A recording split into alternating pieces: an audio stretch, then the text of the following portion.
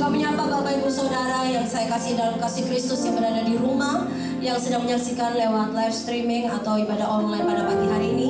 Mari kita mau sama-sama masuk dalam hadirat Tuhan. Kita mau sama-sama menikmati, bersyukur buat kebaikan dan kemurahan Tuhan yang sudah dilimpahkan atas setiap hidup kita. Mari kita sebelumnya kita mau berdoa bersama, sama-sama kita tundukkan kepala, kita mau berdoa.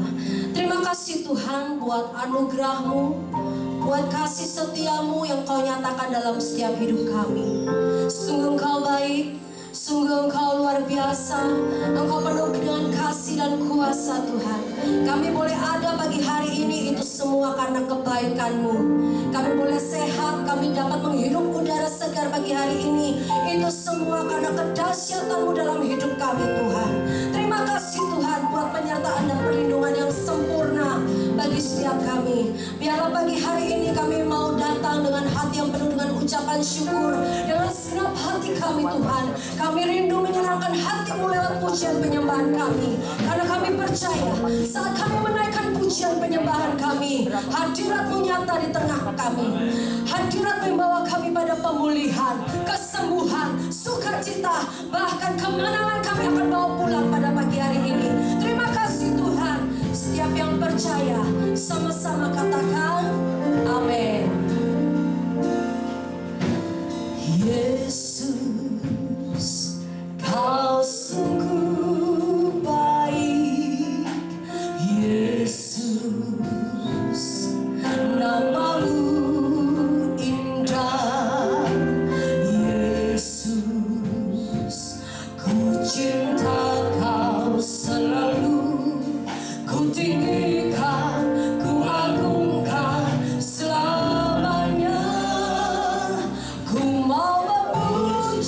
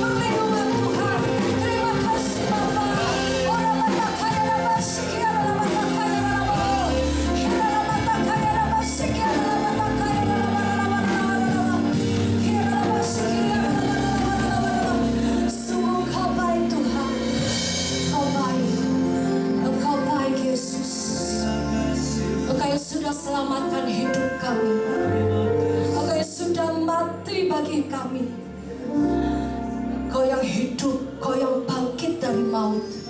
Kau yang sudah bangkitkan hidup kami Tuhan, sehingga hidup kami tidak hidup di hidup yang lama, tapi hidup yang baru bersama dengan Engkau Bapa. Terima kasih Tuhan, sungguh Engkau luar biasa. Kami bangga pagi hari ini punya Allah seperti Engkau. Engkau yang bersyukur. Angkat kedua tanganmu tinggi-tinggi melebihi kepalamu. Bersyukurlah, mulai bersyukur. Ucapkan syukurmu pagi hari ini. Terima kasih Yesus, Engkau baik. Terima kasih untuk hidup yang baik. Terima kasih untuk keluarga yang baik. Terima kasih untuk pekerjaan yang baik.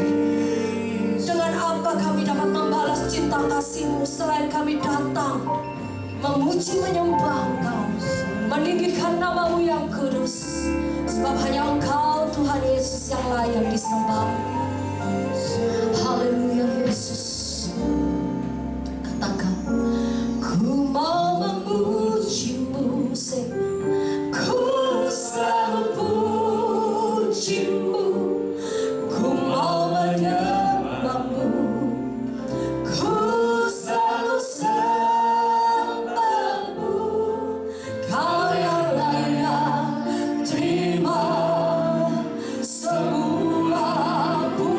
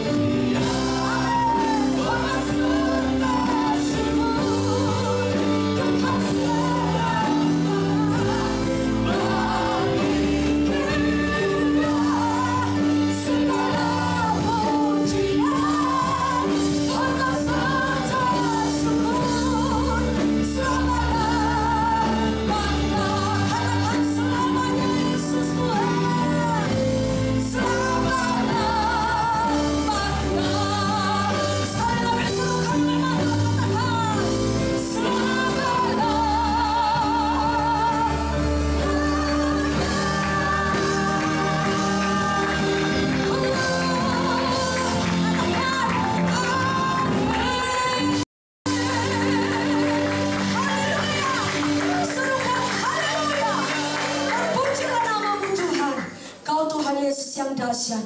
Kau yang sudah mati, Kau hidup dan bangkit naik ke surga. Siapkan tempat bagi kami semua. Terima kasih Tuhan. Kami percaya roh sukacita sudah ada tempat ini. Roh sukacita yang melingkupi setiap kami, sehingga kami dapat bebas memuji, menirikan nama-Mu yang kudus. Tidak ada satu roh yang jahat yang mengganggu kami dalam beribadah.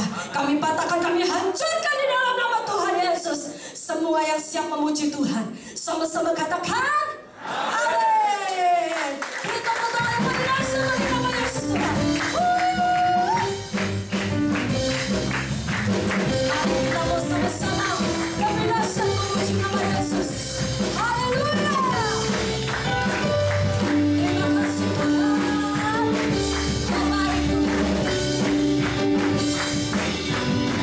Mari sama-sama dengan saya katakan, rasa mau jadi air mata.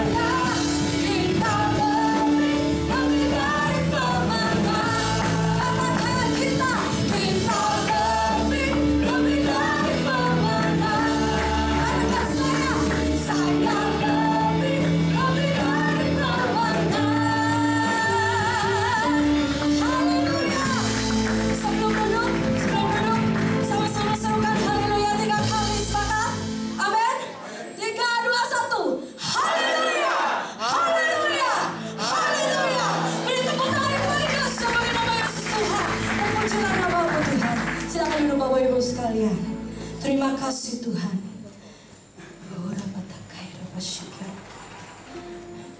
Sungguh Kau baik Bapa. Kau naik ke surga bukan untuk meninggalkan kami semua, tapi Engkau menyiapkan tempat bagi setiap kami, orang-orang yang percaya kepadamu.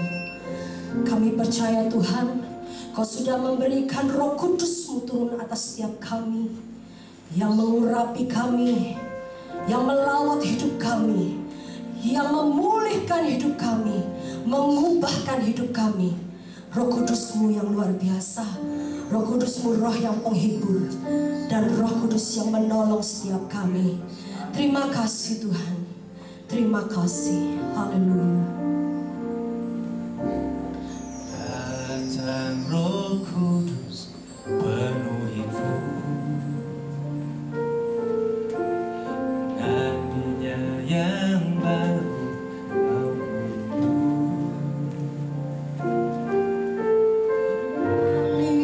Penuhiku, mengalir pulihkanku, kuasa-Mu bebaskan hidupku.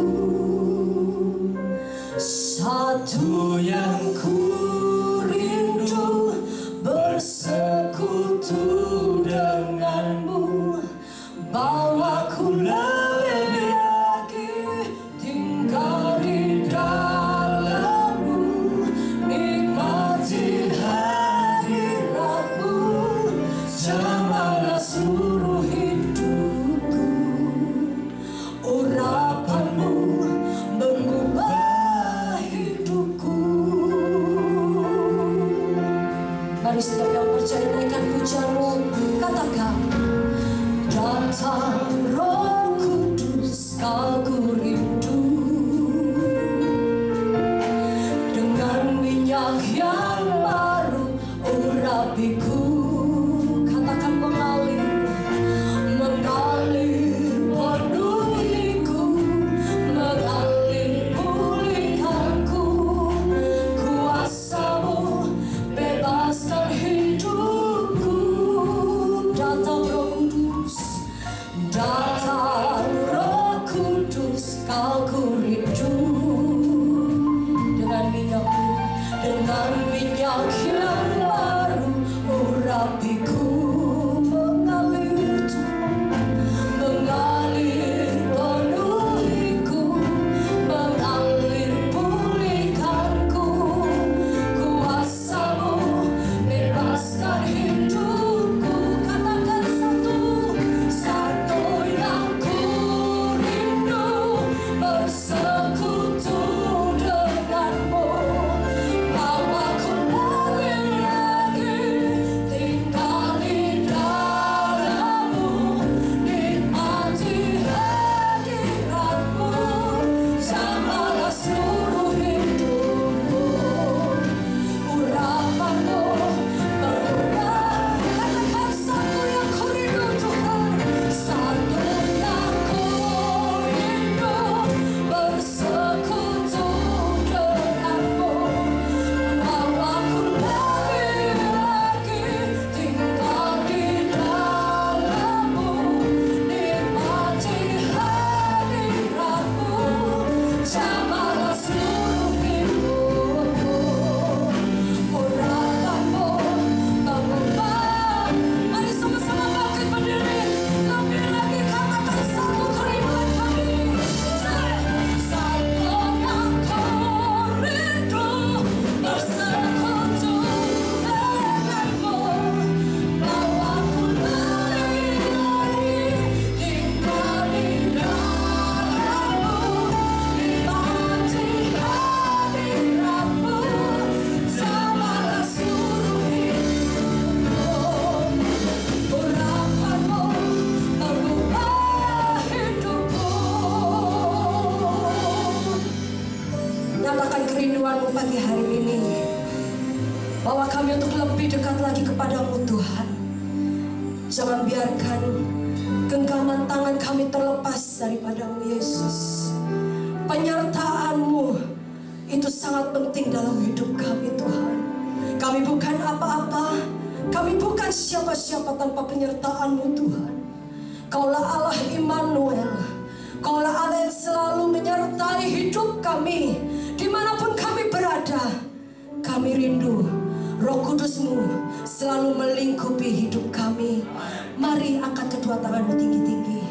Nyatakan pagi hari ini, katakan, satu yang ku rindu bersekutu denganmu, bahwa ku lebih lagi tinggal di dalam-Mu, nikmati hadirat-Mu selama seluruh hidup. Amin. Kuasa-Mu mengubah. Sekali lagi katakan lebih, katakan, satu yang ku rindu bersekutu denganmu, bahwa ku lebih lagi tersisa di dalam-Mu, nikmati hadirat-Mu. Jamah setiap kami Tuhan pagi hari ini. Haleluya, haleluya. Lebih lagi, lebih tinggi lagi. Katakan, ini kerinduan kami Tuhan. Sekali lagi, haleluya. Satu yang ku rindu bersekutu denganmu, bahwa ku lebih lagi tinggal di dalam-Mu, nikmati hadirat-Mu selama seluruh hidupku. Urapan-Mu mengubahi. Katakan dengan yakin, urapan-Mu Tuhan. Urapan-Mu mengubah hidupku. Urapan-Mu mengubah hidupku. Serahkan yang percaya.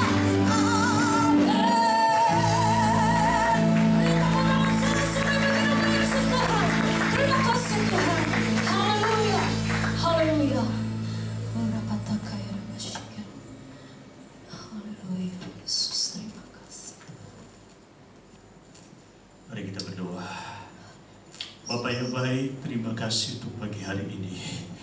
Kami percaya setiap pujian penyembahan kami sampai ke hadapan tahta Tuhan.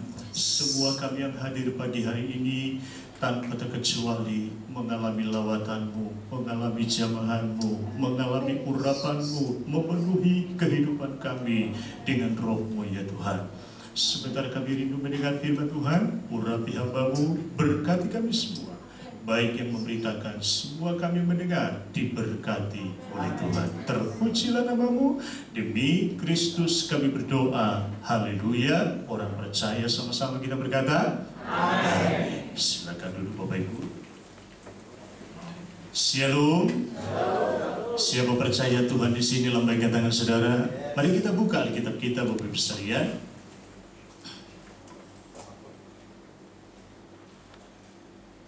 Yohanes 16 ayat yang ke-7. Yohanes 16 ayat yang ke-7. Mari kita baca sama-sama. 2, 3. Namun benar yang kukatakan ini kepadamu adalah lebih berguna bagi kamu jika aku pergi. Sebab jikalau aku tidak pergi, penghibur itu tidak akan datang kepadamu. Tetapi jikalau aku pergi, aku akan mengutus dia kepadamu. Amin. Kisah Rasul pasal 2 ayat yang pertama. Kisah Rasul pasal 2 ayat yang pertama. Mari kita baca sama-sama Bapak Ibu. Kisah Rasul 2 ayat yang pertama. Kita mulai 2, 3. Ketika tiba hari Pentakosta, semua orang percaya berkumpul di satu tempat. Amin. Saudara yang dikasihi oleh Tuhan, ada yang tahu hari ini kita memperingati apa?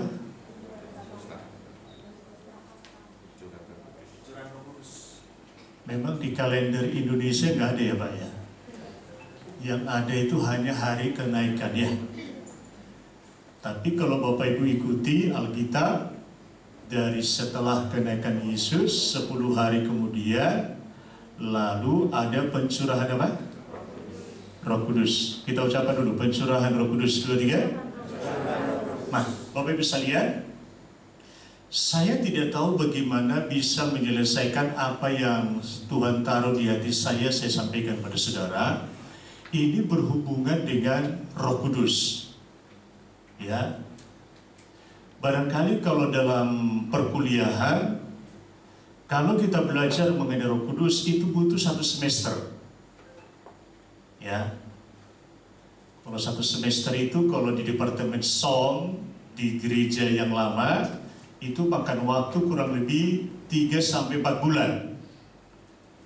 Kalau perkuliahan umum 1 semester itu kan 6 bulan. Ya. Nah, saya coba membantu Bapak Ibu sekalian pagi hari ini. Saya coba menyampaikan pesan-pesan yang penting daripada berhubungan dengan Roh Kudus yang kita peringati pada hari ini. Ya, tolong lihat.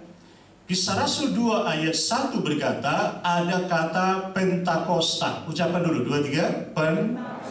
Ulangi lagi 2, 3. Pentakosta. Karena itu Yesus berkata, Yohanes 16 ayat 7, adalah lebih berguna bagi kamu, kata Yesus, jikalau aku pergi. Karena kalau dia pergi, maka dikatakan, aku akan mengirimkan kepadamu, aku akan mengutus yang dijanjikan oleh siapa? Bapa kepadamu. Apa yang dijanjikan oleh Bapa kepada orang-orang percaya tidak lain adalah Roh Kudus. Karena kalau kita lihat memang ada yang bertanya mengenai Roh Kudus ini apakah sudah ada dalam perjanjian lama? Sudah. Kok nggak bilang amin sih? Memang kalau Bapak Ibu baca Alkitab perjanjian lama tidak ada kata-kata tentang Roh Kudus. Tapi saya punya bukti yang otentik di Alkitab menunjukkan bahwa di perjanjian lama itu Roh Kudus sudah bekerja luar biasa. Ya. Nah, pagi hari ini ketika kita belajar mengenai Pentakosta, Pentakosta ini dari bahasa Yunani adalah Panpentakoste. Jadi kata Pentakosta itu artinya hari yang ke-50. Kita ucapkan dulu 2, 3. Hari yang, ulang lagi 2, 3. Hari yang ke-50. Saya berpikir begini, apa Tuhan ini memang, Tuhan kita itu memang sungguh-sungguh luar biasa atau memang benar-benar dia luar biasa? Kalau Bapak Ibu baca Alkitab, seringkali angka-angka juga dipakai oleh Tuhan untuk menunjukkan kebenaran. Bisa nangkap? Nah, apa kira-kira kebetulan Pentakoste itu hari yang ke-50 kebetulan? Tidak. Karena kalau kita belajar mengenai hari raya Pentakosta di Alkitab Bapak Ibu, ini adalah perayaan yang berawal dari festival yang dilakukan oleh bangsa Israel untuk mempersembahkan hasil panen pada waktu itu kepada Tuhan, karena mereka diberkati berlimpah-limpah. Nah, sehingga mereka selalu memperingati, karena mereka diberkati berlimpah-limpah, mereka mengadakan satu perayaan yang besar, mereka mengadakan satu festival. Hari yang khusus adalah mempersembahkan hasil-hasil mereka kepada siapa? Kepada Tuhan. Lalu ini terus berkembang di antara orang Israel. Bukan hanya memperingati, mereka mengadakan festival mempersembahkan hasil panen mereka kepada Tuhan, lalu berkembang menjadi perayaan rohani. Ucapkan dulu perayaan rohani. 2, 3. Perayaan rohani. Apa yang dimaksud dengan perayaan rohani? Yaitu diturunkannya pada orang Israel 10 hukum Tuhan. Halo? Kita ucapkan dulu 10 hukum Tuhan. 2, 3. 10 commandment. Jadi awalnya adalah dari perayaan mempersembahkan persembahan hasil panen, lalu meningkat lagi menjadi apa tadi? Memperingati diberikannya apa? 10 hukum Tuhan kepada orang Israel. Nah, itu adalah pemahaman mengenai masa perjanjian lama, mengenai Pentakosta. Nah, lalu ketika kita belajar mengenai masa perjanjian baru, Bapak Ibu sekalian, kita lihat bagi orang percaya pengikut Yesus, Pentakosta ini diperingati sebagai hari pencurahan Roh Kudus. Ucapan lagi, pencurahan Roh Kudus. Sudah kan? Pencurahan Roh Kudus. Saya mau tanya, siapa percaya sampai hari ini Roh Kudus masih tetap dicurahkan di antara manusia? Lambaikan tangan saudara. Tidak perlu ngemis. Halo? Dan perlu minta pukul-pukul meja, saudara. Halo. Dan perlu nunggu 40 hari. Bisa mengerti maksud saya? Tinggal terima. Karena sudah apa? Sudah diberi. Sudah dicurahkan. Nah, Bapak Ibu sekalian, ketika kita belajar mengenai pencurahan Roh Kudus, itu adalah mengapa angka-angka ini menjadi yang penting. Saya coba bantu lagi. Ternyata Bapak Ibu sekalian, ketika perayaan orang Israel berubah menjadi perayaan rohani, diberikannya 10 hukum Tuhan pada bangsa Israel pada waktu itu, ternyata diberikannya 10 perintah Tuhan pada orang Israel, itu persis 50 hari kemudian setelah Paskah. Tolong Bapak Ibu ingat, setelah Paskah. Apa yang Bapak Ibu tahu mengenai orang Israel mengalami Paskah? Itu adalah hari pembebasan orang Israel dari perbudakan Mesir selama 400 tahun. Boleh tepuk tangan bagi Tuhan kita. Wah. Jadi persis setelah mereka merayakan Paskah, mereka bebas dari mana tadi? Perbudakan Mesir. 50 hari kemudian Tuhan memberikan apa pada mereka? 10 hukum Tuhan. Angka 50 ini saya yakin tidak kebetulan. Dan Bapak Ibu juga belajar mengenai pencurahan Roh Kudus Pentakosta. Sama juga. Terjadi pencurahan Roh Kudus Pentakosta yang kita baca Kisah Rasul 2 ayat yang pertama. Itu 50 hari setelah kebangkitan siapa?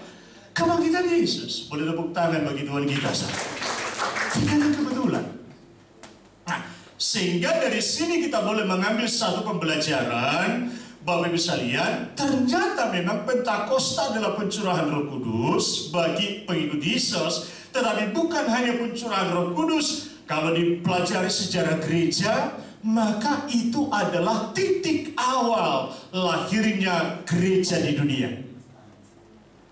Nah, sehingga kalau gereja memperingati Pentakosta, itu bukan perayaan yang biasa, tapi perayaan yang luar biasa. Tolong lihat tangan saya, Bapak Ibu.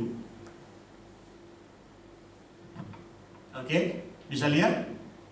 Ya, apa ini? Segitiga, ya. Tolong saya bantu. Bapa, Anak, Roh Kudus. Oke? Bisa? Tolong bantu dulu. Bapa, Anak, Roh Kudus. Sudah? Nah, yang di tengah-tengah itu apa? Allah. Allah adalah, bantu saya, Bapa. Allah adalah siapa? Anak. Allah adalah siapa? Yang kita bicarakan hari ini tentang siapa? Roh Kudus itu berarti siapa? Ulang lagi, Roh Kudus itu berarti siapa? Bapa itu berarti siapa? Anak itu berarti siapa? Nah, yang kita pelajari hari ini sebenarnya adalah tentang siapa? Allah. Tapi yang sekarang bekerja di gereja bukan lagi Bapa, bukan lagi Yesus, tetapi siapa? Roh Kudus. Saya ingin membawa Bapak Ibu sekalian umat Tuhan yang hadir pagi hari ini, bahwasanya Roh Kudus itu adalah Allah. Dia memiliki pribadi yang sempurna. Katakan amin, saudara. Bapak Ibu tidak bisa menganggap dia biasa-biasa. Nah, saya memberikan pada saudara beberapa tuntunan. Lukas 3 ayat 16. Mari kita baca. Lukas 3 ayat 16. Lukas 3 ayat 16. Sudah, ayo kita baca cepat sama-sama. 2, 3. Yohanes menjawab dan berkata semua orang itu, aku membaptis kamu dengan air, tetapi ia lebih berkuasa daripadaku. Tolong perhatikan ya, ia besar. Berarti siapa ini? Yesus. Terus 2, 3. Akan datang dan membuka tali kasutnya, aku tidak layak. Baca yang keras. 2, 3. Ia akan membaptis kamu dengan apa? Roh Kudus. Siapa yang membaptis dengan Roh Kudus? Yesus sendiri. Karena itu dia berkata, lebih berguna aku pergi. Kalau aku tidak pergi, maka yang dijanjikan oleh Bapa tidak akan datang kepadamu. Tapi ketika aku pergi, maka aku akan apa? Mengutus dia kepadamu. Nah, Bapak Ibu, kita perlu memahami mengenai baptisan Roh Kudus. Saya bantu perlahan begini. Pentakosta diperingati sebagai hari apa? Pencurahan Roh Kudus. Ulang ya. Pentakosta diperingati sebagai apa? Pencurahan Roh Kudus. Baptisan Roh Kudus ialah pengalaman yang berkenaan menyambut apa? Roh Kudus. Ulang lagi. Baptisan Roh Kudus adalah apa? Pengalaman yang berkenaan dengan apa? Menyambut Roh Kudus. Ucapan dulu, menyambut Roh Kudus. 2, 3. Saya mau tanya pada Bapak Ibu, siapa di sini yang percaya pada Yesus otomatis dibaptis Roh Kudus? Tolong angkat tangannya. Ini tidak mudah menjawabnya. Tidak mudah. Ya, tidak mudah. Tapi tolong perhatikan nanti penjelasan yang selanjutnya supaya bisa mengerti.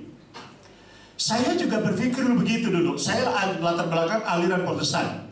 Saya berpikir dulu, saya percaya Yesus, saya mengambil keputusan bertobat, saya berpikir saya sudah dibaptis dengan apa? Roh Kudus.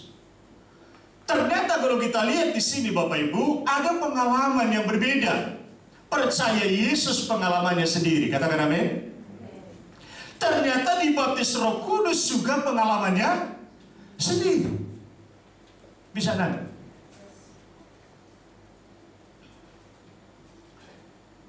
Pertanyaannya, siapa yang membaptis Roh Kudus? Kalau kita ambil jawabannya seperti dari Yohanes tadi, pembaptis Roh Kudus itu siapa? Tuhan Yesus. Ulang lagi, pembaptis Roh Kudus siapa?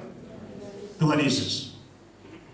Bapak Ibu, manusia hamba Tuhan bisa dipakai mendoakan seseorang untuk mengalami baptisan Roh Kudus. Betul?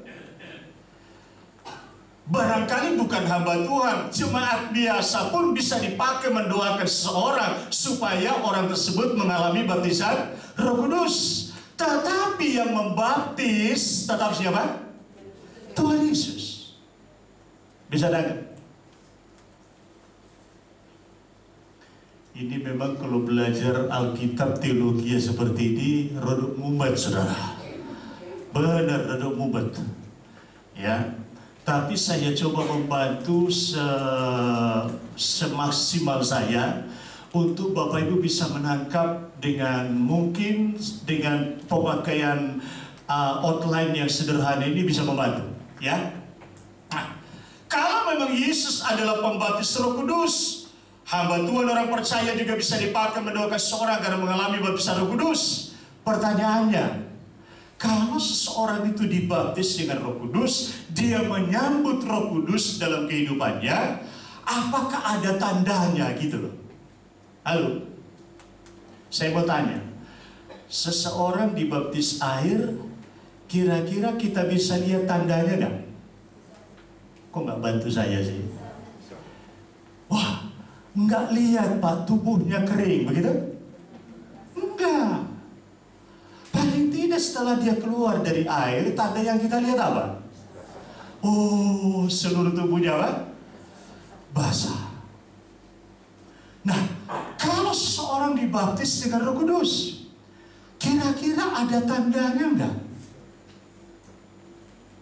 Ini jawaban yang agak sulit untuk diungkapkan, saudara. Karena kalau kita pakai pikiran kita, ya kan, tidak akan ada solusi yang sempurna. Kita harus kembali kemana? Ke Alkitab, back to the Bible.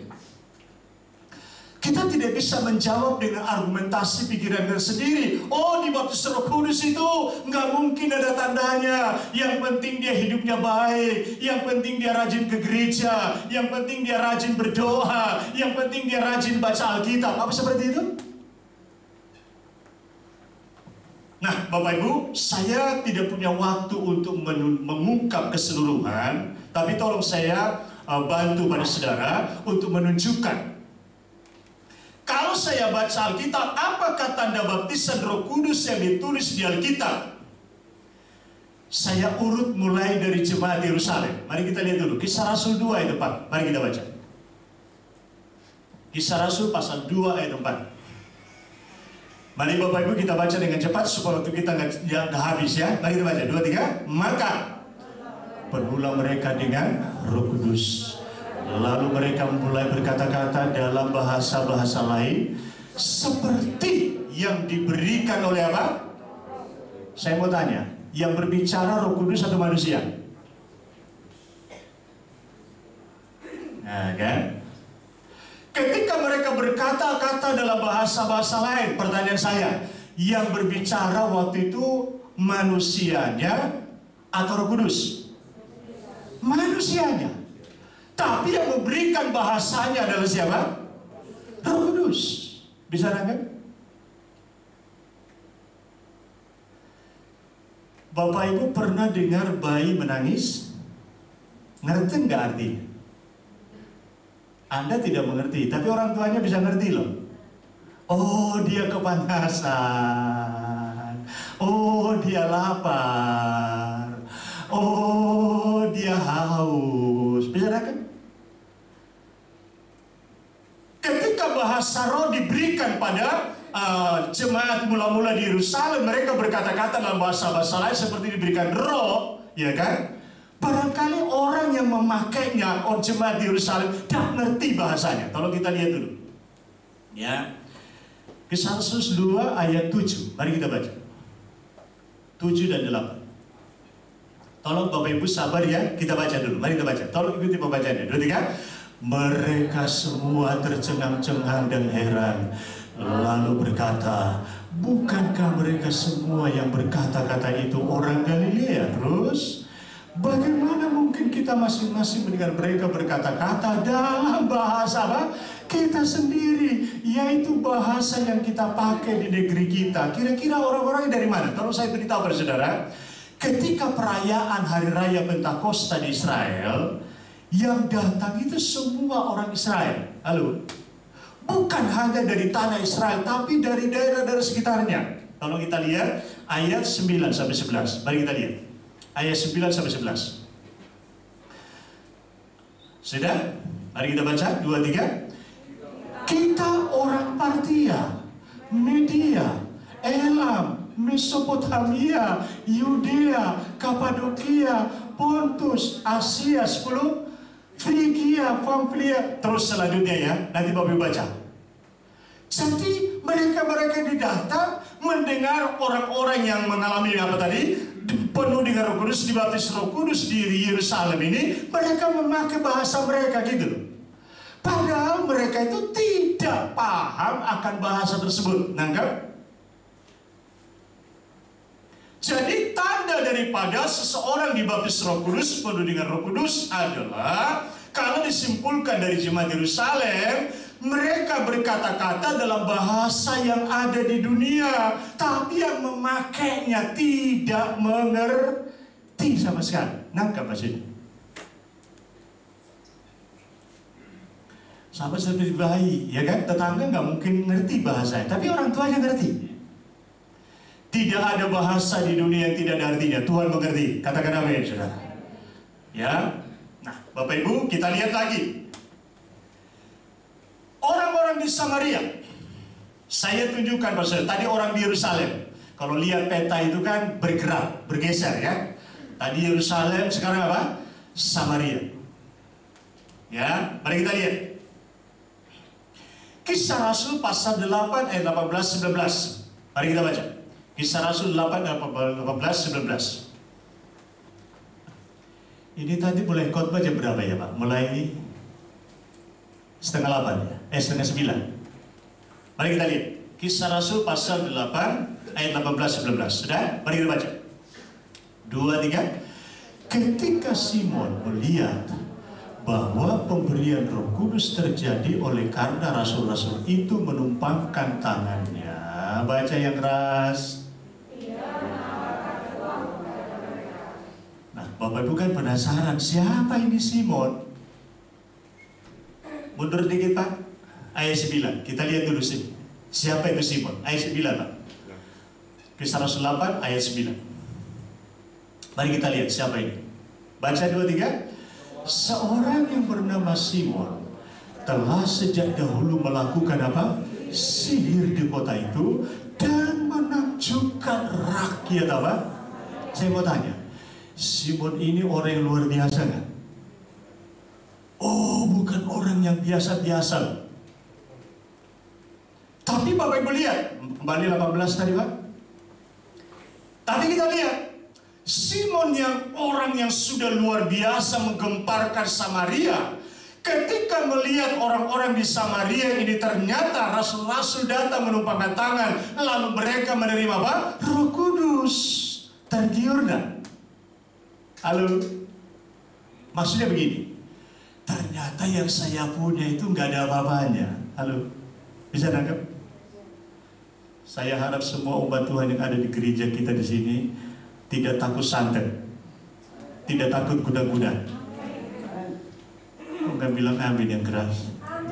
Gak ada apa-apanya, semua gak ada apa-apanya. Lihat di sini. Sampai dia minta, saya bayar berapa gitu loh. Wah, ini memang 19. Mari kita baca. Ayat 19. 2, 3. Serta berkata, berikanlah juga kepadaku kuasa itu, supaya jika aku menumpangkan tanganku dan seorang, ia boleh menerima apa? Berarti saya tanya, menerima Roh Kudus ini sesuatu yang luar biasa enggak sudah? Luar biasa.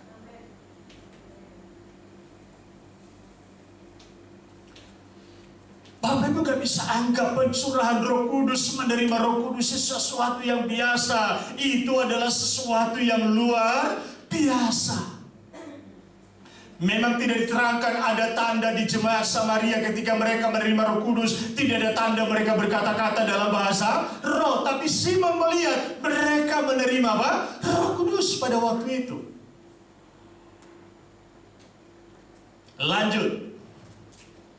Kisah Rasul pasal 9 ayat 17-18. Kisah Rasul 9 ayat 17-18. Mari kita baca. Bisa suara yang lebih baik, saudara? Sudah sarapan kan Bapak Ibu?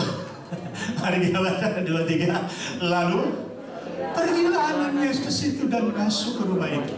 Ia menumpangkan tangannya atas siapa? Saulus menjadi siapa namanya? Paulus katanya. 2, 3. Saulus saudaraku, Tuhan Yesus yang telah menampakkan diri kepadamu di jalan kau lalui telah menyuruh aku kepadamu supaya engkau dapat apa? Karena waktu Tuhan menampakkan diri pada Saulus langsung apa? Buta, tidak bisa melihat gitu.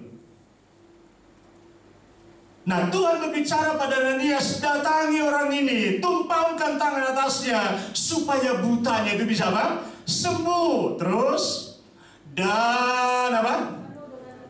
Baca yang keras 2, 3. Dan apa? Penuh dengan Roh Kudus. 18, 2, 3. 18. Dan seketika itu juga. Ulang lagi 2, 3. Tolong lihat ya. Sudah tumpang tangan? Sudah ya? Sudah tumpang tangan? Baca yang keras, 2, 3. Dan seketika itu juga seolah-olah selaput gugur dari mana? Matanya, sehingga ia dapat melihat lagi. Ia bangun lalu apa? dibaptis. Tolong ingat kata-kata tadi. Tujuan Ananias diutus Tuhan menemui Saulus adalah supaya menumpangkan tangan atasnya agar butanya bisa apa? Sembuh. Yang kedua, penuh dengan apa? Roh Kudus. Tapi pertanyaannya, ada nggak ditulis di sini tanda Paulus itu penuh Roh Kudus, dibaptis Roh Kudus, berkata-kata dalam bahasa roh? Tidak ada. Tapi kalau kita lihat apa pengakuan Paulus mengenai berkata-kata dalam bahasa roh, 1 Korintus 14 ayat 18. Dengan cepat Bapak Ibu, mari kita lihat 1 Korintus 14 ayat 18.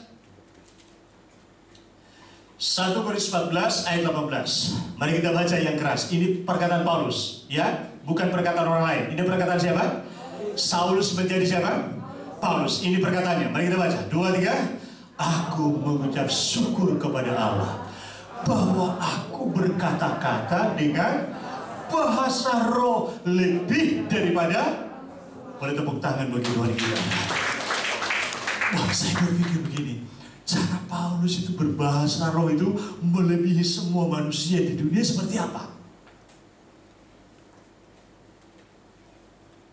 Karena itu dia berkata begini, aku juga suka berdoa dan menyanyi dengan akal budiku, tapi aku juga suka berdoa dan memuji dengan rohku, kata Paulus. Bisa dengar? Kenapa kita saat ibadah, ya kan, di gereja kita diajak menyembah, halo, diajak berdoa dalam roh. Kita tidak hanya berdoa dengan akal budi, tetapi juga berdoa dengan apa? Roh. Bukan hanya menyembah, memuji dengan akal budi, tetapi juga dengan roh. Menyembah dalam roh dan kebenaran. Allah itu roh. Siapa menyembah, hendaklah menyembah dalam apa? Roh dan kebenaran. Saya berdoa semua umat Tuhan di sini penuh dengan kuasa yang luar biasa. Roh Kudus itu pribadi yang luar biasa. Boleh tepuk tangan bagi Tuhan kita, Bapak Ibu. Dia luar biasa. Karena itu ketika Bapak Ibu sudah dibaptis Roh Kudus, seperti pengalaman jemaat di Yerusalem, seperti pengalaman daripada orang Samaria, seperti pengalaman daripada Paulus, barangkali Bapak Ibu sudah dibaptis Roh Kudus, diberikan apa tadi? Karunia berkata-kata dalam bahasa roh, diberikan tanda bahasa-bahasa baru, bahasa-bahasa yang lain, bahasa yang tidak biasa Bapak Ibu pakai. Jangan panik gitu loh. Jangan anggap itu biasa. Percaya Roh Kudus mengendalikan lidah dan bibir kita. Ketika kau berbahasa roh, percaya itu adalah kata-kata yang luar biasa dengan Tuhan. Katakan amin, saudara.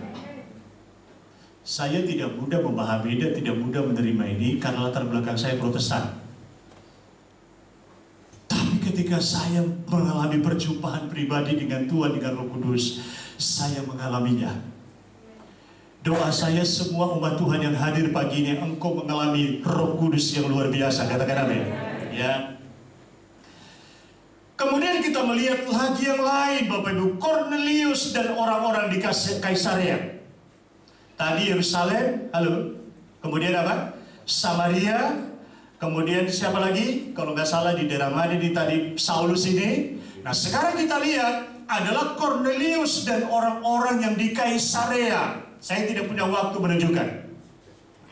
Tetap juga mereka mengalami baptisan Roh Kudus, dipenuhi dengan Roh Kudus. Tandanya adalah berkata-kata dalam bahasa roh.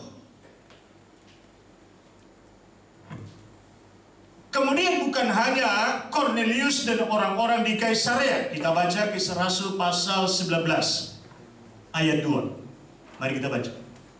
Kisah Rasul 19 ayat 2. Kisah Rasul 19 ayat 2. Kisah para Rasul 19 ayat 2. Ini 1 Korintus, Pak. Kisah para Rasul 19 ayat 2. Mari kita baca sama-sama. Tolong perhatikan kata-katanya ya. Ini penting. 2, 3. Katanya kepada mereka. Ini kata siapa? Paulus. Ini kalau Bapak Ibu lihat perikopnya, ini mengenai orang-orang Kristen di Efesus. Ya. Tadi kan Yerusalem, mana lagi? Samaria, kemudian siapa? Saulus, kemudian Cornelius di Kaisarea, sekarang ya Pak? Sampai di Efesus. Ini kota-kota yang berbeda. Halo?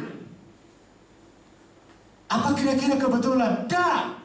Karena yang membaptis itu sama. Siapa yang membaptis? Tuhan Yesus. Yang memberikan bahasanya siapa? Ya Tuhan yang memberi bahasanya. Roh Kudus yang memberi bahasanya. Mari kita baca.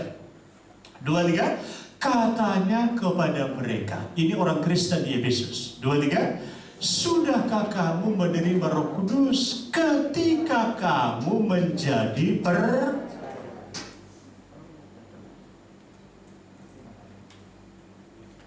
Saya mau tanya, kalau yang di Efesus ini adalah orang Kristen, ya kan? Mereka sudah percaya Yesus apa belum? Sudah.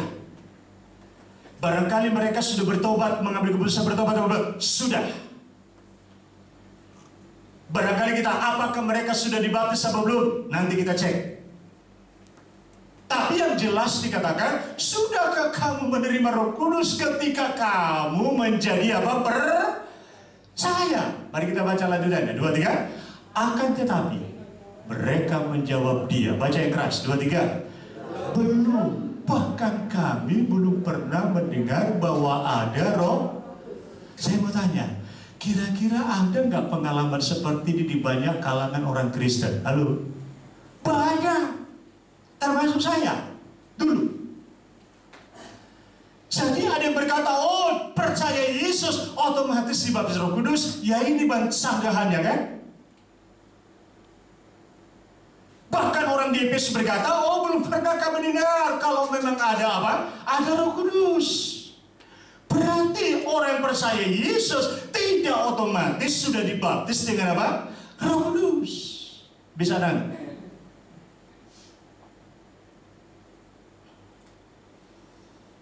Bapak Ibu, dari pembelajaran yang sudah kita lihat memahami tentang baptisan Roh Kudus, kesimpulannya begini. Tidak semua orang yang sudah dibaptis air dengan sendirinya sudah dibaptis dengan Roh Kudus. Nangkap? Sebaliknya, orang yang belum dibaptis air bisa dibaptis Roh Kudus lebih dahulu. Contohnya seperti keluarga Cornelius yang kita baca tadi di Kaisarea. Belum dibaptis air, tapi sudah langsung dibaptis dengan apa? Roh Kudus. Tidak ada pola baptisan Roh Kudus yang sama. Ada yang disertai penumpangan tangan, ada yang tidak. Seperti jemaat di Yerusalem kan tidak ada tumpang tangan. Halo? Kalau di Efesus ini kelihatannya di Kaisarea juga ditumpang tangan, bukan? Tapi jemaat di Yerusalem tidak ditumpang tangan.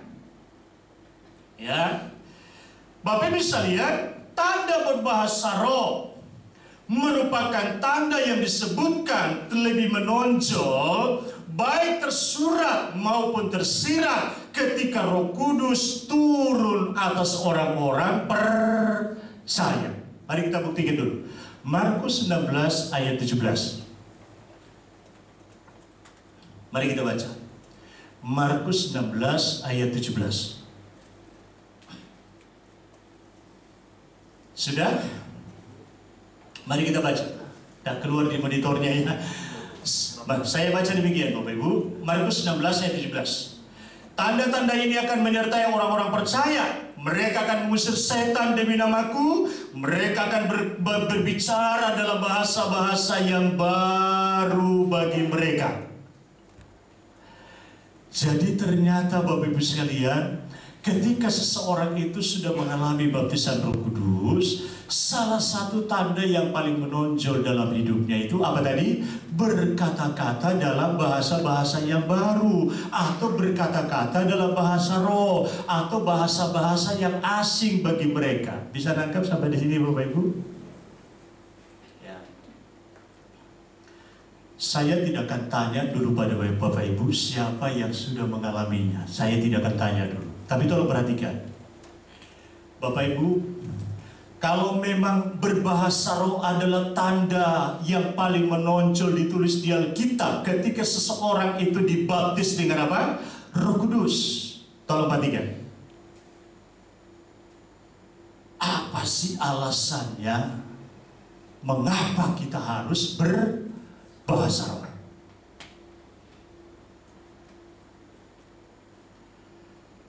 Apa pentingnya bahasa roh?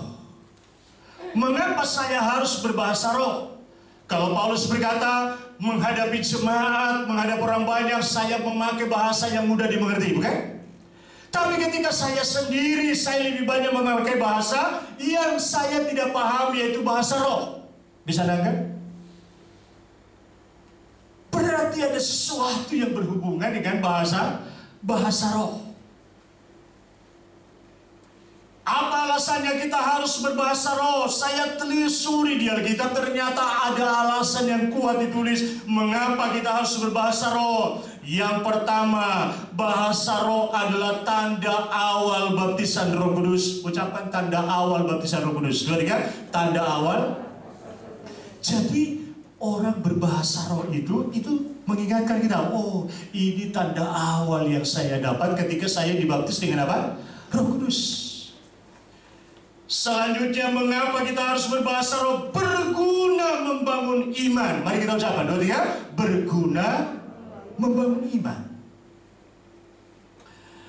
Paulus berkata, siapa berkata-kata dan bahasa roh, ia membangun dirinya sendiri, ia membangun imannya, ia membangun kerohaniannya, ia membangun rohaninya, terus dibangun.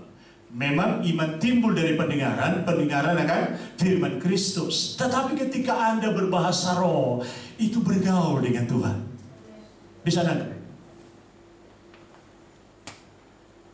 Saya mendorong jemaat Family Blessing lebih intim dengan Tuhan, lebih karib dengan Tuhan.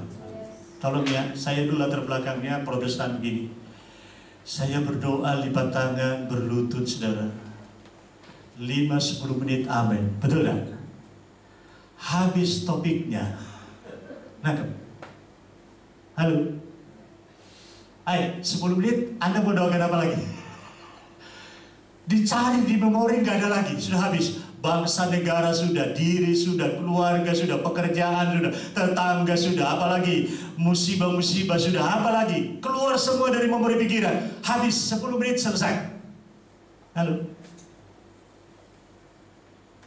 Tapi Anda berdoa memakai apa? Bahasa roh. Nggak habis-habisnya. Kok nggak tepuk tangan buat Tuhan? Aminnya kapan?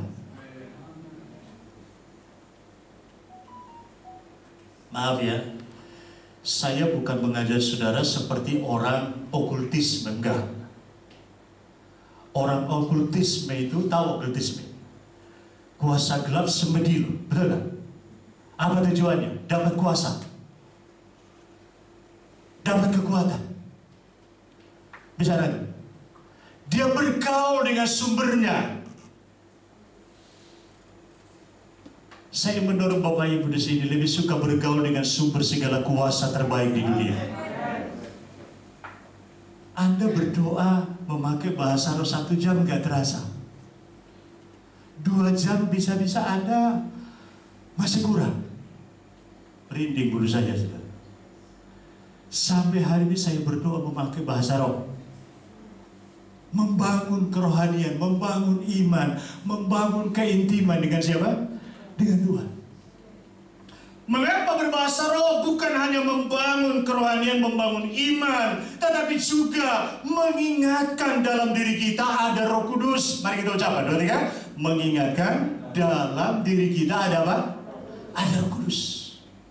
Selalu diingatkan dalam diri kita ada siapa? Roh Kudus. Dan Roh Kudus ini akan mempengaruhi kehidupan kita ke arah yang lebih benar. Katakan amin, saudara. Jadi Bapak Ibu ketika berbahasa roh mustahil menyukai dosa. Halo. Karena Roh Kudus itu kita ingat dia ada di sini. Dia selalu mempengaruhi kita selalu untuk yang benar, lebih benar, lebih benar, lebih benar. Katakan amin, saudara. Jadi ketika Anda berbahasa roh, benar-benar Tuhan yang menguasai hidupmu. Mengapa kita harus berbahasa roh? Ternyata Alkitab memberikan pembelajaran. Dengan berbahasa roh memberikan perhentian. Ucapan 2, 3. Memberikan apa? Perhentian. Perhentian itu istirahat. Halo. Saya mau tanya, siapa yang di sini bekerja 12 jam non-stop tanpa istirahat? Kalau ada tinggal tunggu waktu pasti geblak gitu loh. Perlu apa? Halo, perlu apa? Kira-kira Superman perlu istirahat enggak ya? Saya nggak tahu. Tapi namanya manusia perlu apa? Istirahat. Kalau Anda ke dokter, perawatan begitu, obat yang terbaik bukan yang diberi, yang diresepkan. Selalu obat yang terbaik, dokter katakan apa? Apa dok, obat yang terbaik? Istirahat. Tubuhnya istirahat. Pikirannya juga harus apa? Istirahat dari yang berat-berat. Tapi gimana caranya? Iya kan? Tapi itu obat yang terbaik. Dan Bapak Ibu tahu Alkitab menulis, berbahasa roh itu adalah cara istirahat yang terbaik di dunia ini. Boleh tepuk tangan yang meriah bagi kita. Jadi ketika Anda sujud di hadapan Tuhan, menyembah, berdoa dalam bahasa roh, Anda sedang istirahat rohani. Artinya begini, membaharui kekuatan rohani. Kalau kita lihat Bapak Gembala kita, Pak Hendra, umur kan sudah lumayan ya Pak ya, tapi semangatnya masih 17 tahun loh saudara. Itu kalau gak direfresh gak bisa, tahu? Hanya Tuhan yang merefresh kekuatan kita. Ada yang bilang, oh saya mau membaharui kekuatan, saya mau jalan-jalan refreshing ke Batu, ke Malang. Saya mau tanya, pulang capek apa enggak? Katanya merefreshing, tapi justru mengurangi apa? Kekuatan. Ya. Jadi kalau Bapak Ibu mau mengalami pemulihan kekuatan, sudah bahasa roh, bergaul dengan Tuhan. Kekuatan rohanimu pasti dipulihkan oleh Tuhan. Ya. Bapak Ibu pernah pramuka dulu nggak ya? Halo, tolong katakan yang pernah pramuka dulu. Saya juga pernah pramuka dulu. Ada benderanya? Semua orang mengerti nggak arti dari gerakan bendera? Gak semua kan? Tapi yang pernah pramuka ngerti nggak arti dari gerakan bendera-bendera yang dipakai? Anda dengan Tuhan, bahasa roh itu Tuhan mengerti apa yang kamu doakan. Tetangga tidak mengerti, istri tidak mengerti, suami tidak mengerti, anak tidak mengerti, tapi percayalah Tuhan mengerti. Ibaratnya begini, bahasa sandi, bahasa rahasia kita dengan Tuhan. Saya tanya, iblis ngerti nggak? Dia bingung, ini minta opo dari bapaknya gitu. Dia nggak ngerti. Anda memiliki hak istimewa yang luar biasa dengan Tuhan. Boleh tepuk tangan sekali lagi yang mulia bagi Tuhan kita? Luar biasa. Jadi saya sampaikan pada saudara Bapak bisa lihat umat Tuhan yang hadir, saya mendorong saudara supaya mengalami baptisan Roh Kudus gitu loh. Supaya engkau memperoleh bahasa tanda yang diberikan oleh siapa? Roh Kudus dalam dirimu. Itu tujuan saya. Ya. Bapak Ibu, mengapa berbahasa roh? Yang lain adalah berdoa dengan permohonan yang tidak kita ketahui. Ucapan 2, 3. Berdoa untuk permohonan yang tidak kita ketahui. Pikiran kita terbatas. Kadang kita lupa mendoakan orang tua di luar pulau barangkali. Ya dong? Tapi dengan berbahasa roh, Roh Kudus membantu kita. Katakan amin, saudara. Bisa nangkap? Ini saya lihat ini wajah-wajah di sini mulai arahnya ke malas ini. Kenapa ke malas? Maksudnya begini, ketika dia mulai berdoa dengan bahasa roh, dia anggap doa syafaat tidak penting. Cukuplah dengan bahasa roh. Amin, selesai. Doa syafaat juga perlu, nangkap ya? Memakai bahasa yang mengerti, perlu. Jangan malas. Berdoa dalam roh itu sangat penting. Tapi jangan lupakan juga mendoakan orang lain dengan bahasa yang dimengerti. Bisa nangkap bahasanya Bapak Ibu? Jangan jadi malas. Roh Kudus yang bekerja di hidupmu tidak akan membuat engkau menjadi pasif. Tidak akan membuat engkau menjadi apatis gitu loh. Tapi menjadi apa? Super aktif, peduli. Doakan orang lain. Katakan amin. Jadi Roh Kudus membantu kita dalam mendoakan permohonan yang tidak kita tahu. Kemudian, mengapa berbahasa roh? Berdoa yang permohonannya sesuai kehendak Allah. Baik itu ucapan, berarti ya? Berdoa yang permohonannya apa? Sesuai kehendak Allah. Tolong lihat ya. Kita ini berdoa dengan akal budi, dengan bahasa yang kita mengerti. Kadangkala tanpa kita sadari, topiknya, isi doanya, ya kan? Seolah-olah Bapak bilang apa? Kamu itu terlalu serakah untuk dirimu, gitu. Nangkap ya? Nangkap maksudnya? Kamu itu terlalu banyak untuk dirimu, gitu. Nangkap? Nah, supaya gak salah seperti itu, Roh Kudus membantu kita, gitu loh. Jadi ketika berdoa dalam bahasa roh itu, Roh Kudus membantumu menyampaikan permohonan, isi permohonannya pasti sesuai kehendak Tuhan. Karena itu Paulus katakan apa? Siapa yang bisa menyelidiki yang ada dalam diri Allah? Pikiran manusia gak mampu. Kesanggupan manusia biasa gak mampu. Siapa yang bisa menyelidiki yang ada dalam diri Allah? Kecuali roh Allah yang ada pada kita. Katakan amin. Itu yang pasti. Jadi karena itu ketika Anda berdoa dalam bahasa roh, percaya doamu pasti sesuai dengan kehendak Tuhan. Mengapa kita berbahasa roh? Membuat lidah kita dalam kontrol Roh Kudus. Mari kita ucapkan, 2, 3. Membuat lidah kita dalam kontrol Roh Kudus. Yakobus 3:8, saya baca demikian. Yakobus 3:8. Yakobus 3:8. Tetapi tidak seorang pun yang berkuasa menjinakkan lidah. Ia adalah sesuatu yang buas yang tak terkuasai dan penuh dengan racun yang mematikan. Itu apa tadi? Lidah. Bisa nangkap ini? Tapi ketika Bapak Ibu berdoa dalam bahasa roh, apa yang terjadi? Membuat lidah yang buas, yang ganas ini dikontrol oleh siapa? Roh Kudus. Siapa mau lidah kita memuliakan Tuhan?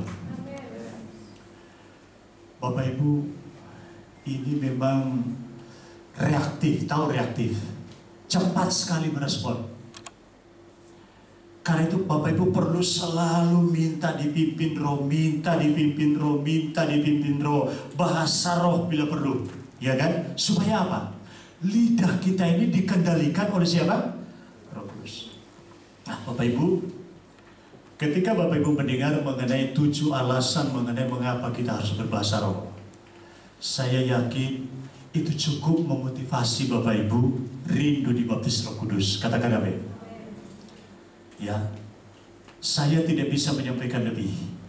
Tetapi saya ingin mendorong Bapak Ibu supaya apalagi situasi seperti sekarang nggak makin, sepertinya ada teman saya berkata, Pak Isa, ini sepertinya bukan makin baik loh. Ini semakin apa? Kelihatannya makin ya agak lebih. Saya tidak menakut-nakuti Bapak Ibu sih, tapi ini lebih menakutkan loh, dia bilang gitu, saudara. Ya, hari-hari ini kalau kita lihat memang situasi ini, apalagi pandemi ini belum berakhir, saudara, ini gak main-main. Halo, kita perlu Roh Kudus. Saya perlu Roh Kudus. Ya, ini pandemi ini seperti virus ini apa ya, malaikat maut. Siapa yang selama setahun lebih masa pandemi tetap dipelihara Tuhan kesehatannya, tolonglah pegang tangannya Bapak Ibu. Walaupun sempat ya Pak ya, tapi pulih. Boleh tepuk tangan yang meriah bagi dia. Ya, saya puji Tuhan, disertai Tuhan, dilindungi Tuhan. Jadi tidak ada kekuatan kita, tidak ada daya kita selain siapa? Mengandalkan Tuhan. Nah, saya yakin kalau Bapak Ibu dibaptis Roh Kudus, lalu tanda awalnya tadi apa? Berkata-kata dalam bahasa roh. Ketika Bapak Ibu mengalaminya, itu sangat berguna bagimu. Itu sangat penting bagimu. Dan itu akan membawa kehidupanmu pada pengalaman yang baru bersama dengan siapa? Dengan Tuhan. Situasi ini barangkali mungkin lebih berat, mungkin lebih, kata orang, menakutkan. Tapi ketika Anda selalu bergaul dengan Roh Kudus, percayalah, bukan berarti tidak mungkin sakit. Bukan berarti tidak mungkin gagal. Bukan berarti tidak mungkin cita-cita sepertinya pupus tidak tercapai. Bisa. Tapi ketika Bapak Ibu selalu bergaul dengan Roh Kudus, dalam situasi yang paling buruk, yang paling berat, percayalah, engkau tidak pernah sendiri. Tuhan menjadi sumber kekuatan yang luar biasa. Tepuk tangan yang meriah bagi Tuhan kita. Nah, Bapak Ibu sekalian, yang mau saya sampaikan yang terakhir begini. Bagaimana supaya saya mengalami dibaptis Roh Kudus? Saya mau tanya dulu yang di sini, Bapak Ibu. Siapa yang sudah berkata-kata dalam bahasa roh? Tolong lambaikan tangannya. Tinggi. Yang sudah berkata-kata dalam bahasa roh. Oke, terima kasih. Yang belum berkata-kata dalam bahasa roh, tolong angkat tangannya tinggi-tinggi. Yang bingung tolong angkat tangannya. Ya, nggak salah, nggak ada yang angkat tangan gitu loh. Dari tadi enggak, berarti bingung gitu ya. Ulang lagi Bapak Ibu. Siapa yang sudah berkata-kata dalam bahasa roh? Tolong angkat tangan tinggi-tinggi. Turun. Siapa yang belum berkata-kata dalam bahasa roh? Tolong angkat tangan tinggi-tinggi. Banyak Pak. Ya. Bapak Ibu, saya minta pemain musik maju ke depan. Bapak Ibu begini. Ya. Yang perlu kita lakukan supaya kita mengalami baptisan Roh Kudus. Pertama, tolong lihat Bapak Ibu.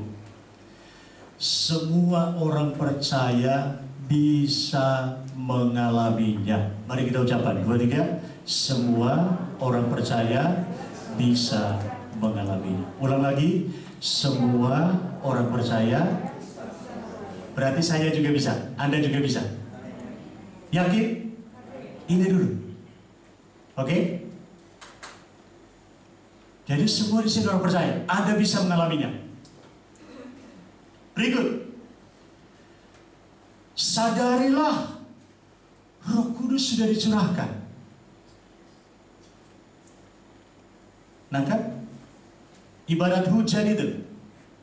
Sudah turun hujannya. Kalau perlu air tinggal apa? Tinggal nampung, nangkep. Nah, sekarang Roh Kudus sampai hari ini masih dicurahkan. Anda tinggal terima. Nih, ya. Tinggal terima. Berikut. Ada rasa haus. Ada kerinduan untuk menerima Roh Kudus. Tolong lihat wajah-wajah sebelah. Kira-kira rindu dengan Tuhan apa ya? Orang saya lihat ya, suami istri yang pisah lama, ya, ekspresinya itu kelihatan. Rasanya kangen gitu kan? Siapa yang rindu dengan Tuhan? Siapa yang rindu dengan Roh Kudus? Ada rasa haus. Ibarat orang haus itu ya. Ada yang katakan, ya, lapar bisa ditahan, tapi minum tidak bisa ditunda. Orang kehausan itu, wah, nah kurang lebih seperti itu. Jadi haus, rindu menerima apa? Roh Kudus. Gitu. Haus. Jadi ketika Anda haus supaya menerima, tidak perlu pakai lama. Saya tanya, minum air segelas butuh berapa detik? Tidak pakai menit, betul tidak? Hitungan detik habis. Nah, menerima Roh Kudus juga sama.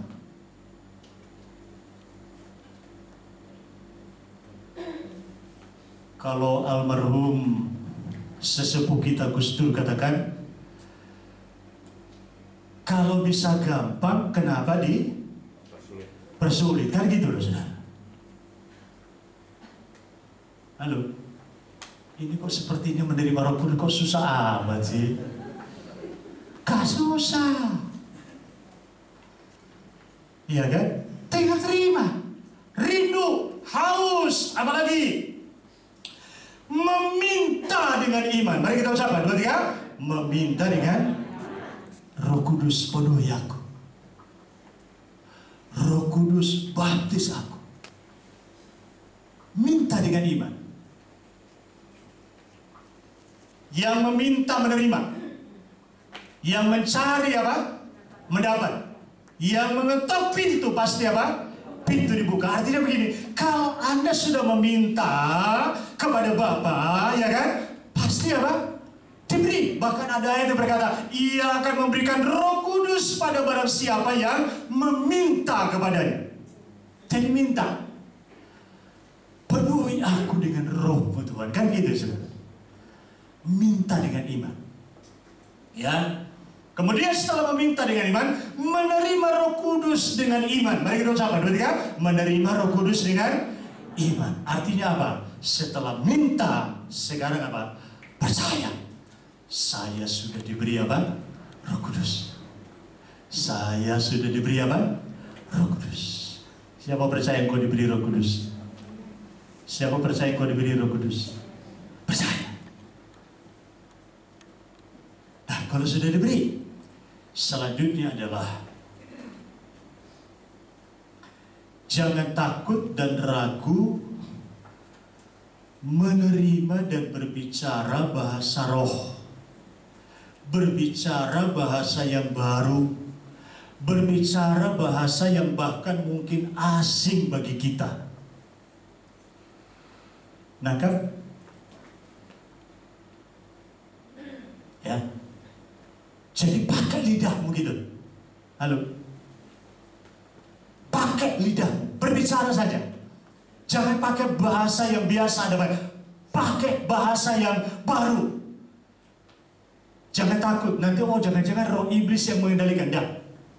Engkau minta Roh Kudus, nanti Roh Kudus mengendalikan lidah kita. Katakan amin, saudara. Ya. Jadi pakai, berbicara. Ya, berbicara.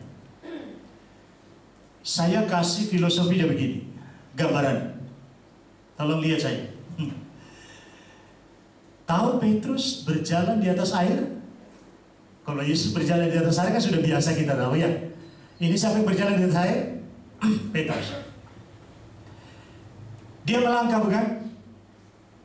Ketika dia melangkah, yang dia injak itu seperti tanah yang padat, betul tak? Wah, ini masih air, cairan. Jadi ketika dia bertindak melangkah, Petrus datang kemari, dia bertindak. Dia percaya dengan perkataan Yesus, dia melangkah, ya kan? Melangkah. Nah, waktu dia melangkah menginjakkan kakinya, sepertinya yang diinjak ini tanah yang padat, betul? Artinya apa? Tidak tenggelam. Itu mujizatnya. Boleh tepuk tangan dulu. Ingat ya, mujizatnya di mana tadi? Gak tenggelam. Seolah berdiri di tanah yang padat, walaupun itu cairan, bukan? Itu mujizatnya. Nah, menyangkut mengalami baptisan Roh Kudus, Bapak bisa lihat, mujizatnya ini di mana? Ketika Bapak Ibu belajar mengenai apa yang saya sampaikan mengenai Petrus tadi, mujizatnya ini di mana? Tolong saya terangkan sedikit pada saudara mengakhiri ini.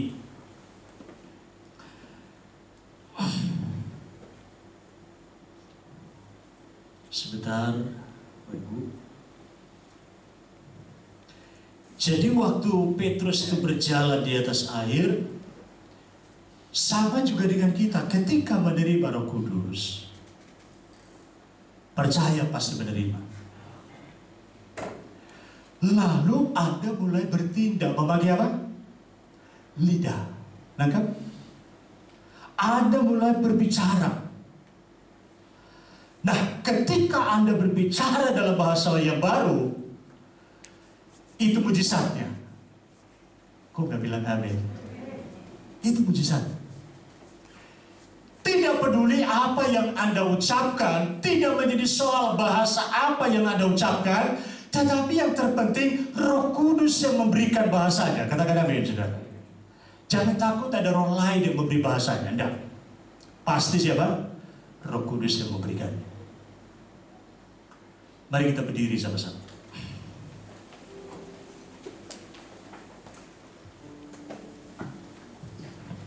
Haleluya.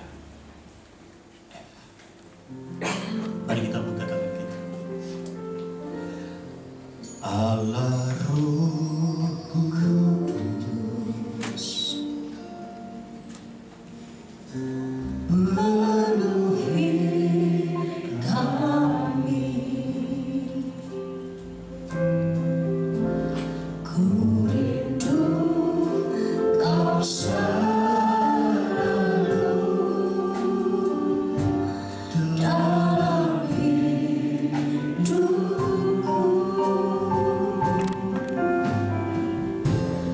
Allah Roh Kudus, jangan kami ubah hatiku,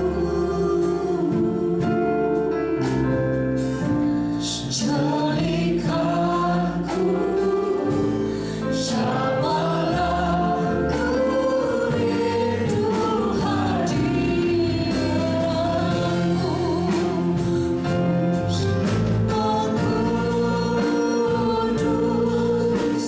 Oh Kudus, Kudus, Kuduslah Tuhan, dan ku sanjungkan mulia bagimu Tuhan. Ku sembah Kudus, Kudus,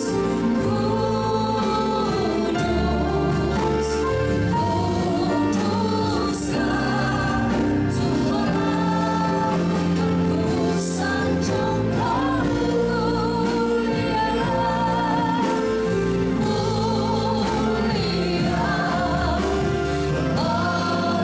bagimu Tuhan.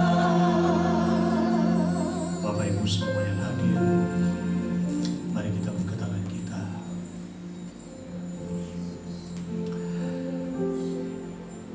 Kalau Bapak Ibu sudah dibaptis dengan Roh Kudus, ketika kita menyembah, berkata-katalah dalam bahasa roh. Bagi Bapak Ibu yang belum mengalami baptisan Roh Kudus, yang belum disertai dengan tanda berkata-kata dalam bahasa roh, Dia peduli padamu. Dia sangat mengasihi. Dia rindu melengkapi hidupmu dengan kuasa. Kamu akan menerima kuasa kalau Roh Kudus turun ke atas kamu. Dia rindu kehidupan kita penuh dengan kuasa. Dia rindu kehidupan kita penuh dengan kuasa. Dia rindu gereja kita juga penuh dengan kuasa Allah. Oh,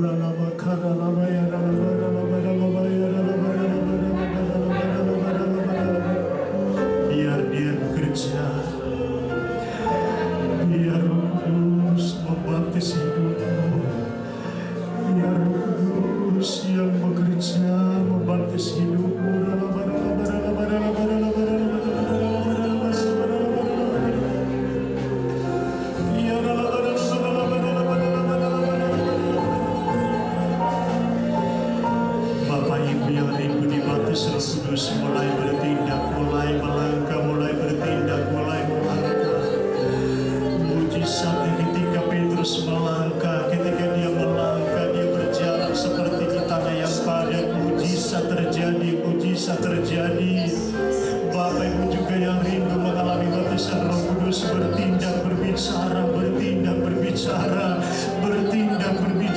berbicara, bertindak, mujizatnya terjadi.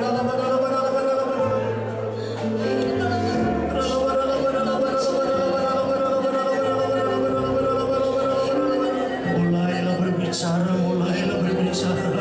memiliki rasa lapar, rasa haus, rasa rindu. Oh, Rabarabaya.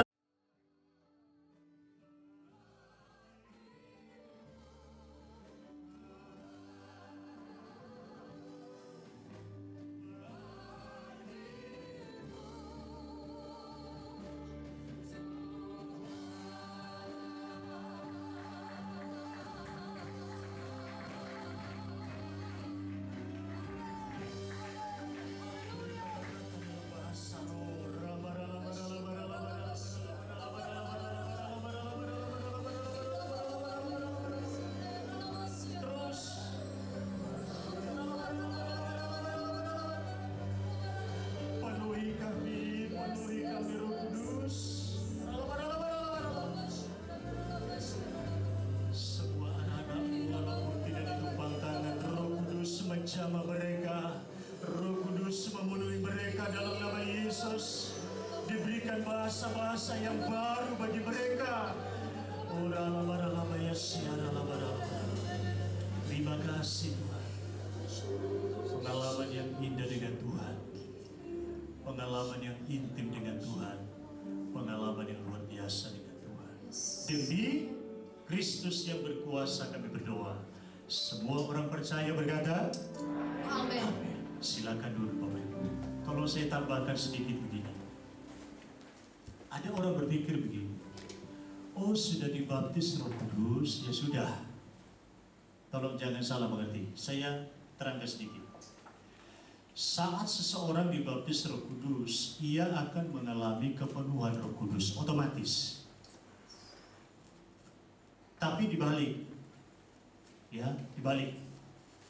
Tetapi orang yang sudah dibaptis Roh Kudus belum tentu terus-menerus dipenuhi Roh Kudus. Bisa nanti? Maaf ya, yang membuat gereja aliran karismatik Pentakosta kurang direspek oleh Protestan adalah karena ini. Katanya dibaptis Roh Kudus, tapi tidak terus-menerus dipenuhi dengan apa? Roh Kudus. Nah, Bapak Ibu harus tahu, dari mana sih kita tahu seseorang itu dipenuhi Roh Kudus? Lihat karakternya. Kok nggak bilang amin? Karena itu gereja saya yang lama selalu mereka mengutamakan apa? Karakternya. Tapi semua memang ibarat makanan, masing-masing ada porsinya. Kita tidak perlu saling mengatakan, oh ini ada kekurangannya, saya ini lebihnya. Tidak. Semua anggota tubuh Kristus, katakan amin. Saling melengkapi. Ya. Jadi Bapak Ibu jangan berhenti, oh sudah dibaptis Roh Kudus, bangga, cukup. Tidak. Harus terus-menerus dipenuhi dengan apa? Roh Kudus. Dari mana kita tahu seorang yang dipenuhi Roh Kudus terus-menerus? Lihat karakternya. Lihat semangatnya untuk hal-hal rohani. Makin menurun atau makin apa? Naik. Halo. Doa saya semua jemaat di sini makin berapi-api itu Tuhan. Amin. Yes. Jadi itu dipenuhi Roh Kudus. Tidak selalu memuji dan menyembah, tidak selalu mengucap syukur. Ini ciri-ciri orang yang memang tidak selalu dipenuhi Roh Kudus. Yang dilakukan apa? Maaf ya, apalagi situasi seperti sekarang, ngomel atau gitu loh, bersungut-sungut, kata-katanya yang jelek. Mau dipenuhi Roh Kudus, katakan apa? Ya, harus. Apalagi di tengah situasi seperti, ucapkan yang baik. Nanti Tuhan yang menolong kita. Amin. Ya. Kemudian yang paling menonjol, tidak ada penundukan diri. Di keluarga kah? Di gereja kah? di tempat pekerjaan kah, satu dengan yang lain kah. Tidak ada penundukan diri, tidak ada saling menghormati. Katanya sudah dibaptis dengan apa? Roh Kudus. Doa saya, Anda tidak cukup hanya dibaptis Roh Kudus, tapi harus terus menerus apa? Dipenuhi Roh Kudus. Tepuk tangan bagi Tuhan. Bapa di surga, kami sangat bersyukur kalau saat ini kami boleh menyelesaikan ibadah kami pada pagi hari ini. Terima kasih Roh Kudus, Engkau yang sudah turun dan memenuhi setiap kehidupan kami sidang jemaat-Mu. Kami bersyukur untuk kebenaran firman-Mu Tuhan, yang Tuhan sudah sampaikan di tengah-tengah kami. Dan kali ini memotivasi setiap kami betapa pentingnya kehidupan kami dipenuhi dan selalu disertai oleh Roh Kudus.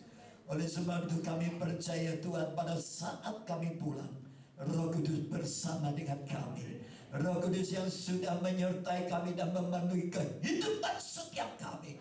Pimpin sertai perjalanan semua sidang jemaat Tuhan. Rumah tangga mereka diberkati, kesehatan mereka diberkati, studi anak-anak semua diberkati, usaha pekerjaan mereka diberkati dengan berkat yang melimpah di hadapan Tuhan. Dan kami percaya semua sidang jemaat pulang semuanya disertai oleh Roh Kudus, dan apa yang mereka kerjakan dibuat Tuhan berhasil. Terima kasih Bapa. Kami mengucap syukur buat hamba-hamba yang sudah mengambil bagian dalam pelayanan, baik para pemain musik, para singer, WL, penerima jemaat kolektan, pemegang LCD, kameramen. Tuhan, Engkau menyertai dan memberkati semua hamba-hamba-Mu yang sudah mengambil bagian dalam pelayanan, dan juga hamba-Mu Pak Yusuf Mendrova yang sudah menyampaikan kebenaran firman-Mu. Terima kasih Bapa. Kami berdoa saat ini, kami mohon pimpinan tuntunan Roh Kudus, penyertaan-Mu menyertai kami sampai kami pulang dengan selamat, dan damai sejahtera-Mu yang kekal selalu menyertai kami, dan berkat-Mu selalu menyertai kami. Terima kasih Tuhan Yesus, terima kasih Allah Roh Kudus. Bapa Surgawi, kami mengucap syukur jemaat yang hari ini baru pertama kali hadir. Biarlah Tuhan berkati Pak Sony dengan calonnya, dan kami juga berdoa untuk Pak Joni juga Tuhan berkati, dan semua jemaat yang hadir yang setia beribadah. Tuhan berkati, Tuhan proteksi kesehatan mereka. Terpujilah nama-Mu Bapa. Segala kemuliaan, pujian, hormat dan ucapan syukur kami persembahkan kepada Allah yang kami sembah di dalam nama Tuhan Yesus oleh pertolongan Roh Kudus. Haleluya. Jemaat yang dikasihi Tuhan, angkat kedua tanganmu. Sekarang setelah kau menyelesaikan rangkaian ibadah ini, pulanglah ke rumah saudara masing-masing. Terimalah berkat damai sejahtera yang daripada Allah Bapa di surga